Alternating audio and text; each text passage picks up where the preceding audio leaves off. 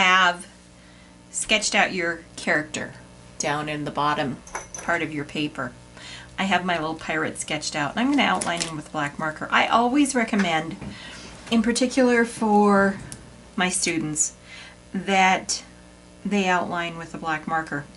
And the reason is it sets it off. It gives them it gives you, if you're the student, if not you're the parent, it gives them a great opportunity to see what it is that they're doing. They don't lose track of lines. The lines also become very bold and very easy to follow. So I'm going to use what I have for black markers. I would recommend for kids that you use a Sharpie. They tend to be the sturdiest. They tend to be the most forgiving for kids. Of course, any time that you make a mistake, you can't change it. So they do have to be somewhat careful. But I'm going to go ahead and I'm going to outline my little pirate on camera for you.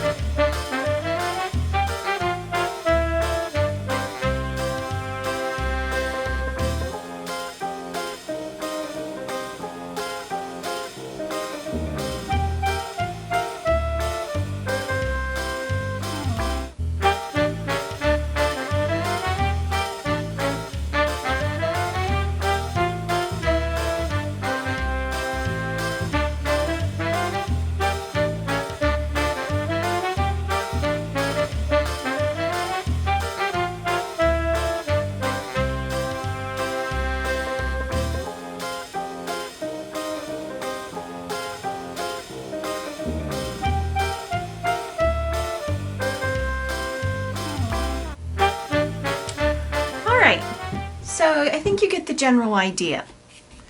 I am going to outline the rest of my little pirate off camera, and when I come back we're going to talk about coloring.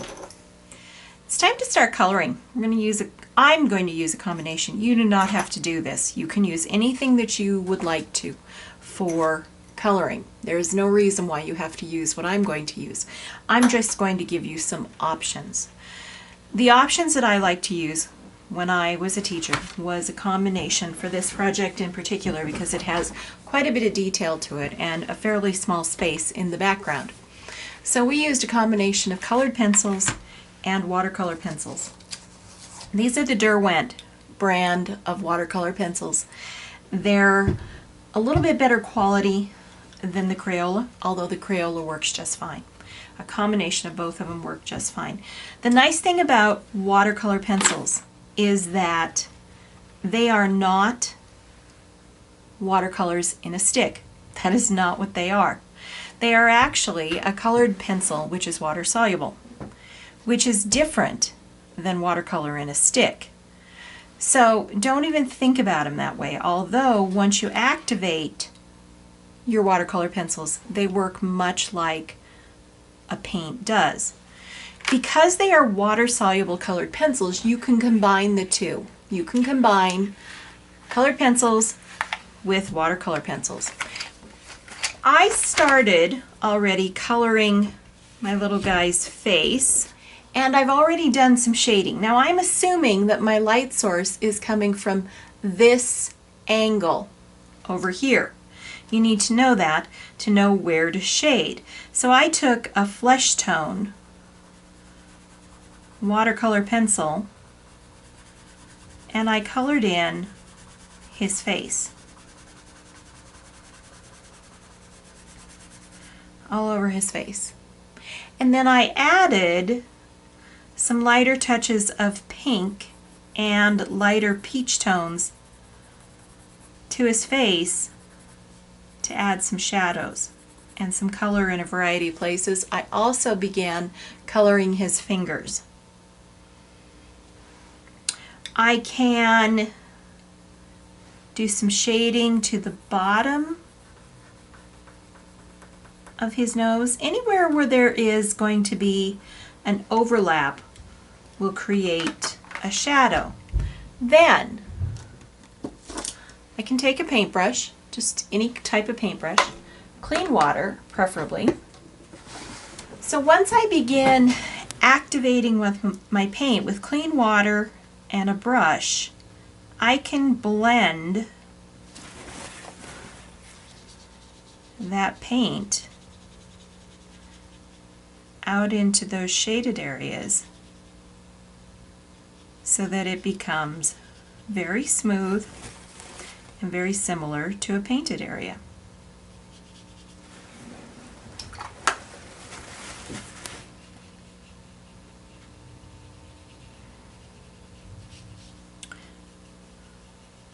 It's always my recommendation when you're using watercolor pencils to not use too much water.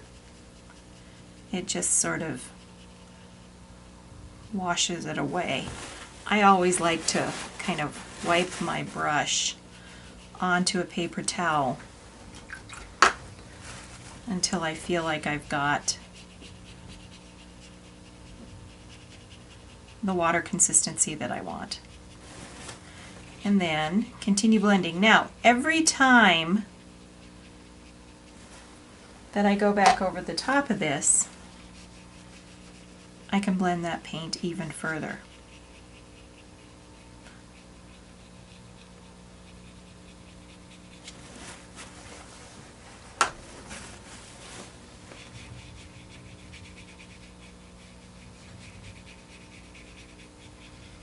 Okay, so I'm going to finish activating this paint off camera, and when I come back I'm going to show you how to add some regular colored pencil to enhance what you've already accomplished. So I blended all of the watercolor around, and now I'm taking just a regular colored pencil and I'm just going to work in and around those areas that I think need a little darker color. Now, I could actually do the same thing with colored pencils, with watercolor pencils, if I wanted to.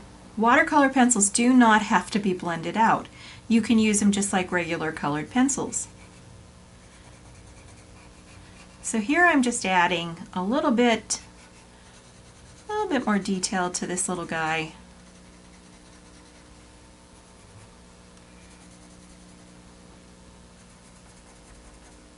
And I put in his yellow, his blonde hair.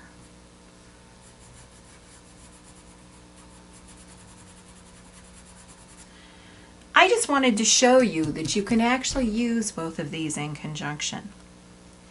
All right, I want you to go ahead and color the rest of your person.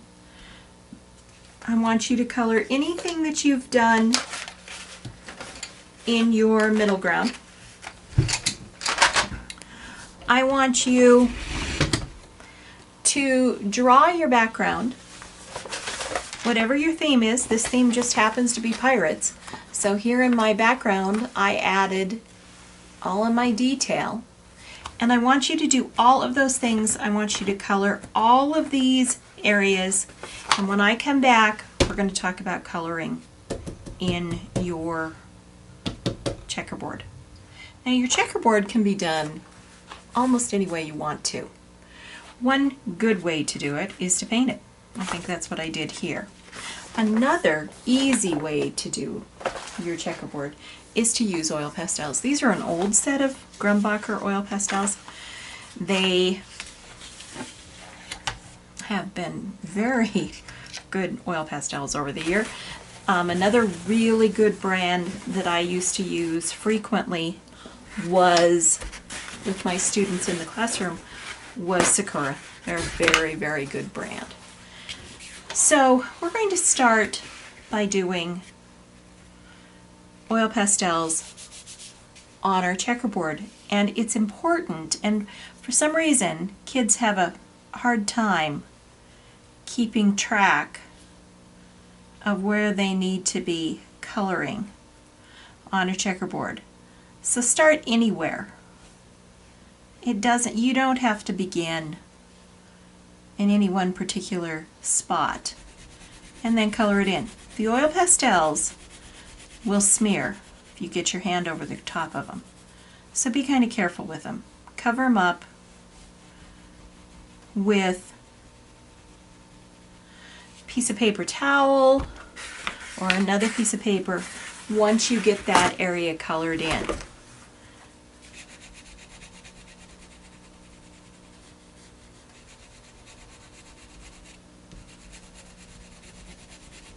And make sure that you put something underneath, because anything that you get oil pastel on, it doesn't come out.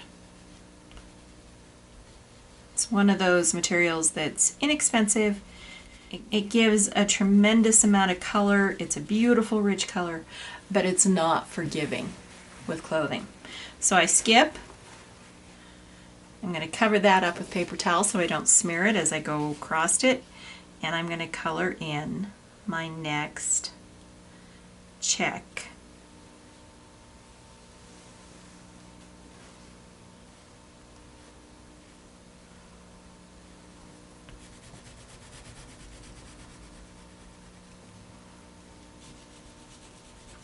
If you don't have oil pastels, you could substitute crayons, or like I said, you can always just paint it.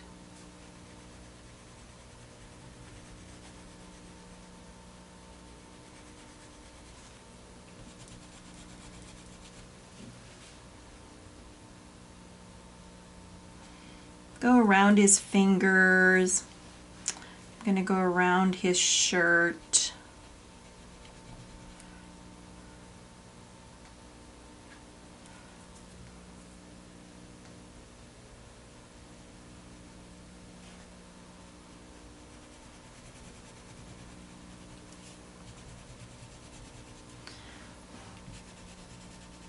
Okay, I'm not going to do the whole thing because you get the idea. So every other check going across. Now, the second row, of course, always causes children problems because they don't know where to go. So we alternate. So I could take this entire row all the way back, or I can go back and forth. And I think it's important that you understand that if you make a mistake, if you're using oil pastels, you can't fix it. If you're using paint, you can fix it. But if you make a mistake, just tell people that that was your decision. That's what you wanted to do. So even a mistake doesn't have to be a mistake. Just go with it. And I think children are good with that. I think adults have a hard time with that, but I think children are actually okay with that. Knowing that it's okay to just say, you know, we just made a mistake.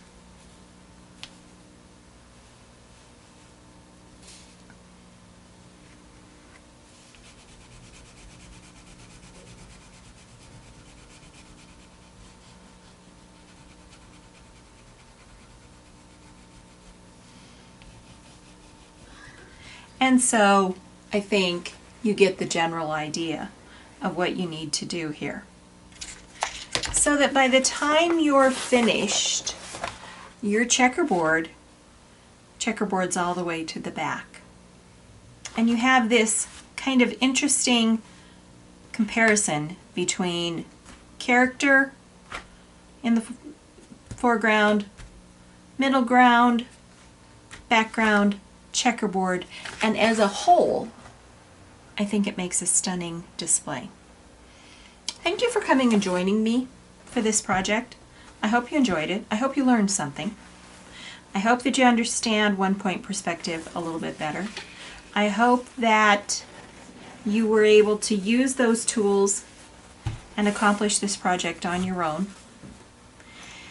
If you needed some help from a parent, that's fine, completely understandable. But hopefully you didn't. Hopefully you were able to do most of it on your own, and you're going to end up with a stunning project. I would love to see these.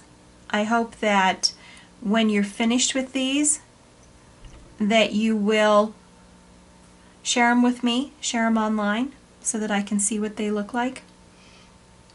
In your PDF, you have some examples of some projects that were completed by some students, and you can see the differences. You can also see that some students chose not to do black and white, some students chose to do a color. Perfectly acceptable. Once I get my background or my checkerboard all finished with oil pastel, then it's an easy process to go back over the top of this with paint. I didn't choose to do that with this one. I just left it black and white, but I think on the samples you'll see that those students did choose to leave those black and white. Some of them did choose to add color. All right, again, thank you. I hope you've enjoyed it. Give me a shout out when you're ready to share. Goodbye.